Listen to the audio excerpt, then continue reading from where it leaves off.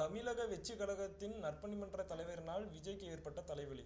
திருவண்ணாமலை மாவட்டம் ஆரணியை சேர்ந்த விஜய்முருகன், விஜயின் நற்பணி மன்றத்திலிருந்து படிப்படியாக வளர்ந்து தற்போது விஜய் ஆரம்பித்து இருக்கும் தமிழக வெற்றி கழகத்தின் ஆரணி தொகுதி தலைவராக இருக்கிறார். அதே பகுதியில் உள்ள வியாபாரிகளிடம் 2 லட்சம் ரூபாய் சீட்டு முதல் 50,000 வரை சீட்டு வாங்கியிருக்கிறார். ஒரே குடும்பத்தை சேர்ந்தவர்கள் 6 10 லட்சம் வரை கூட இவருக்கு சீட்டு கட்டியிருக்கிறார்கள். இந்த சூழ்நிலையில சீட்டு கட்டியவர்களுக்கு பணம் கொடுக்காமல் டிமிக்கி கொடுத்து வந்திருக்கிறார் விஜய்முருகன். எப்ப வீட்டுக்கு வந்தாலும் சரியான பதில் ஏதும் சொல்லாமலேயே காலத்தையும் நேரத்தையும் கடத்தி கொண்டிருந்திருக்கிறார். ஒரு கட்டத்தில் டென்ஷனான பெண்கள் வெளியில் 6 பூட்டுகளை போட்டு பூட்டி விட்டார்கள். விஜய்முருகன் எவ்வளவோ கூச்சலிட்டும் அவர்கள் அந்த கதவை திறப்பதா இல்லை. இந்த வழக்கு ஆரணி காவல்துறைக்கு சென்று விட்டது. தன்னுடைய ரசிகர்களை மட்டுமே கடவுளாக நம்பி விஜய் இந்த சமூக சேவை களமிறங்க இருக்காரு. இப்படிப்பட்ட சூழ்நிலையில அவருக்கு தோள் கொடுத்து நிற்காமல் இப்படி காசுக்காக அவருடைய பெயரை கெடுப்பது தவறான விஷயம். இவர்களை எல்லாம் நம்பி 250 கோடி ரூபாய் விட்டு வந்தேன் பாரு, என்ன சொல்லணும்னு விஜய் நினைக்கிற அளவுக்கு அவரோட ரசிகர்கள் பண்ணிட்டு இருக்காங்களா? இதை பத்தி உங்க கருத்தை கமெண்ட் பாக்ஸ்ல